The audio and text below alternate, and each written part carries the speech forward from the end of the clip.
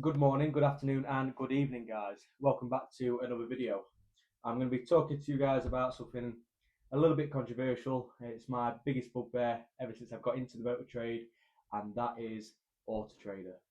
So I'm going to break down exactly what I pay for AutoTrader as a package, why I am thinking about leaving AutoTrader, and also what are the reasons for that. So if you're interested in this video, stay tuned. If you can like, subscribe, and comment, we'd really appreciate it. And yeah, let's get into it.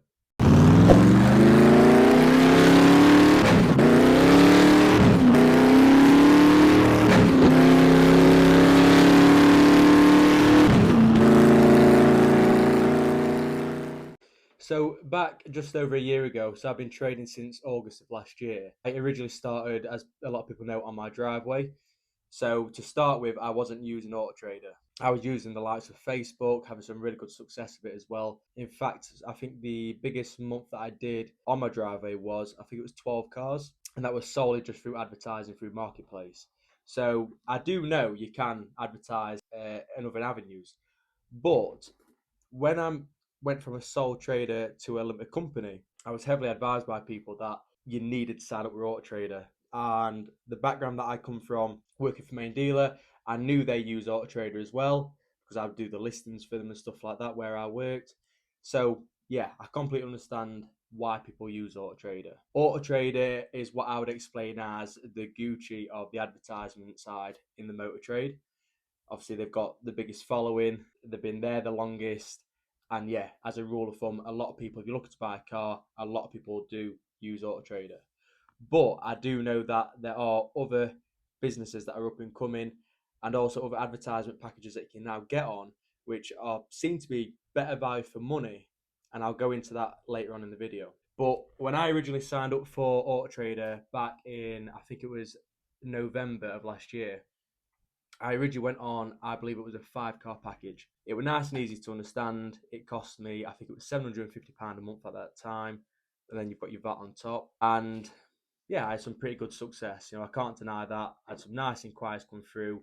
And also, I just think it helps us look a bit more professional as a business, not just advertising things through Facebook Marketplace, because let's be honest, Facebook Marketplace is associated with scammers, backstreet traders, all that sort of stuff. So for me, it felt like a necessity. Plus, you've also got FIFO with AutoTrader, so you can get reviews, which is something that's been massive for me in my businesses.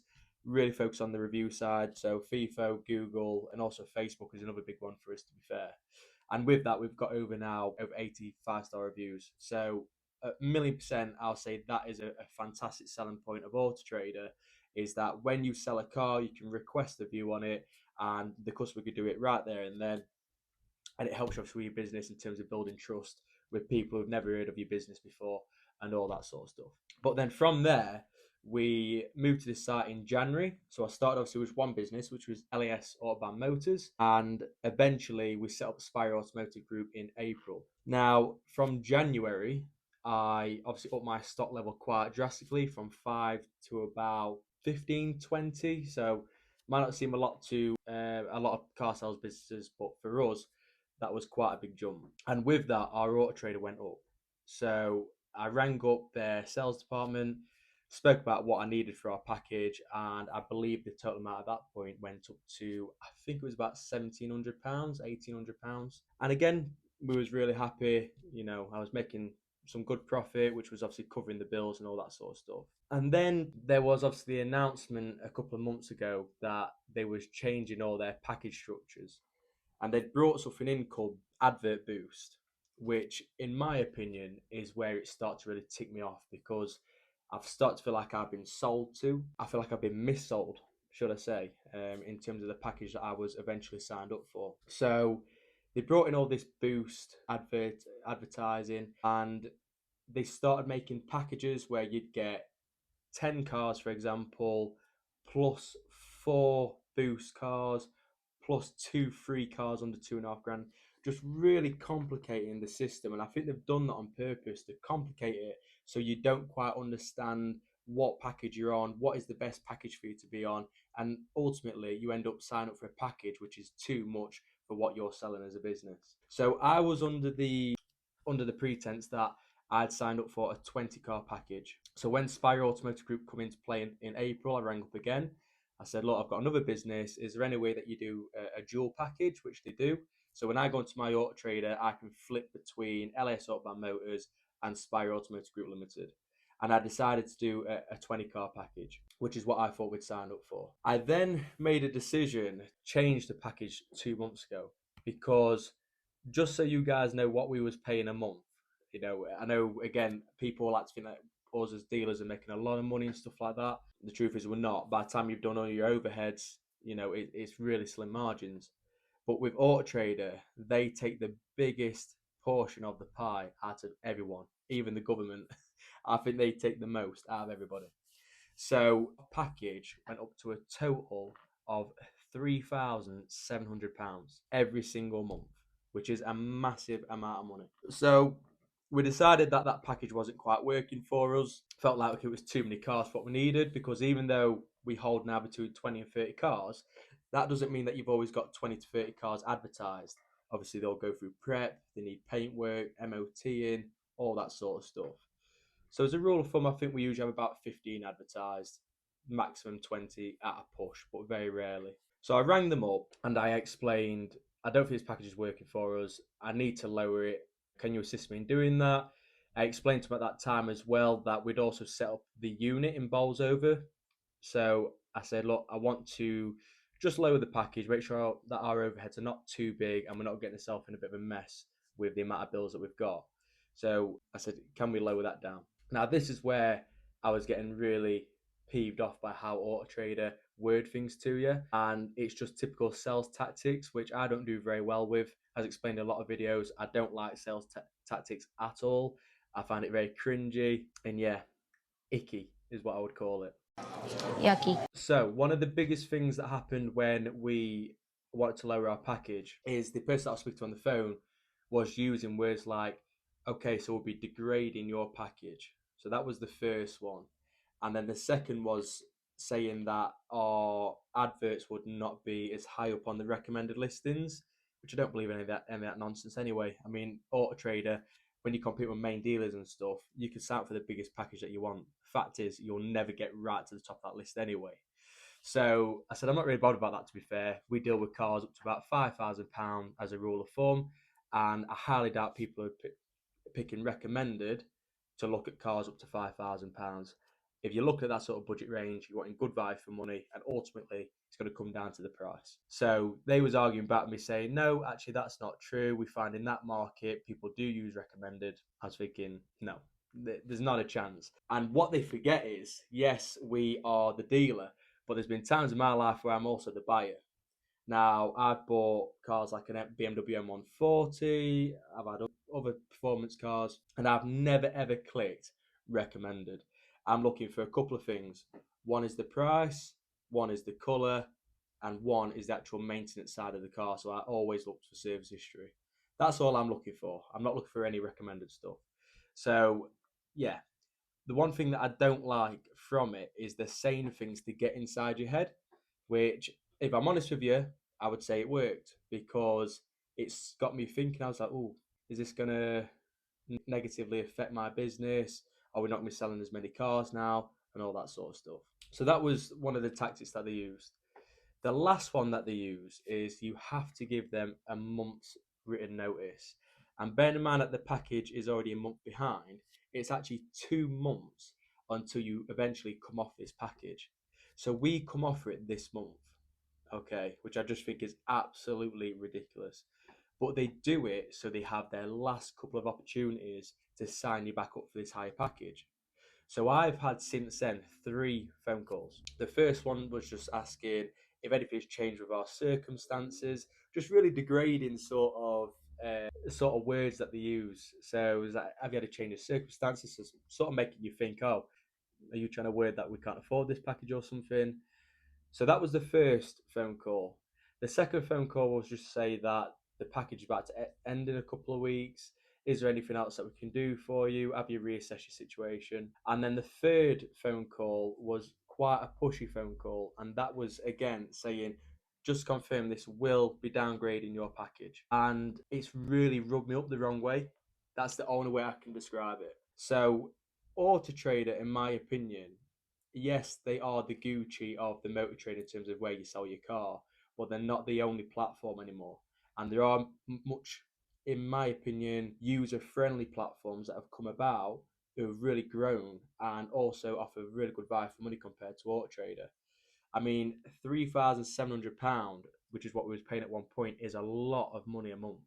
I mean, you've got to sell on average the sort of value cars that we sell, about 4 cars just to cover that bill itself. I don't think people understand how big of a bill that is, and AutoTrader just seems to be getting bigger and bigger year on year. In fact, AutoTrader have made more money from my business than what I've made. And that, when you put it into perspective, is just insane. So I think something's got to change here. And I think this comes from what I used to do on my driveway, which was social media. So we do use the likes of Instagram and Facebook and run a bit of TikTok every now and again as well. And the biggest success I have is through Facebook. So I have a really good, like, what I would call a family friend feel following. So I've built up a channel on Facebook right from the ground up, sharing people my story, being really raw and honest with people. And out of that, I get a lot of inquiries through that platform. When I put a car on, I just explain I've got this car come up for sale. I always get at least a comment on it saying my partner's looking for a car, or my daughter's looking for a car, or Lewis, can I come and see this car, or whatever. So I know what a lot of dealers do is they'll use sponsored ads, and I do see a lot of them myself. In fact, a lot of dealers around this local area will come up on my Facebook or my personal Facebook as a sponsored ad. So I know it must be working. So I think that's something that I really need to look into. And I've been speaking to Will about it, and it's definitely something that we're going to be doing going forward. Again, you do have to pay for sponsored ads. Obviously, they're not free, but it still works out a lot cheaper than what it would be to advertise through AutoTrader. And just going back to AutoTrader in terms of their profit for last year, are you ready? So they increased as a group, an overall group of around 26%. They have released quite a few figures, so there is a bit of a confusion of what their actual confirmed figure is. So the figure I've got here is a whopping £564 million profit they've made from people like myself last year. And with that, they've been upgrading offices and stuff like that at their head office. And I understand every business is obviously in it to make money, but to have such a drastic increase of 26% from the year prior shows that they are increasing their prices quite drastically to us. And I just don't agree with it at all. I think companies, when they get to this sort of stage, they lose that like bit of touch of reality, and they forget that us as the business who use them are ultimately the ones who give them that profit. And I just feel like we're not getting looked after at all. We are, in this instance, we're the customer. We pay for the packages. We understand that you guys, as customers who buy cars, obviously don't see it that way, but it's us who are actually funding this platform that you guys get to use. And I just think £3,700, really? And that's increased this year. What am I getting out of it? There's nothing I'm getting out of it. In fact, since they brought all the boost nonsense in, I've noticed 100% a decrease in our inquiries. So when I spoke to the salesperson about our package, just touching on that again, I believe that we was on a 20-car package. It turned out that we was actually on a 27-car package, which was including all this boost stuff, and that they could just lower us down to 20, and then that would bring my bill down to £2,600, which obviously I was really unhappy about, because I explained to them that I was under the pretense that I was on a 20-car package, not a 27-car package, because I didn't need that.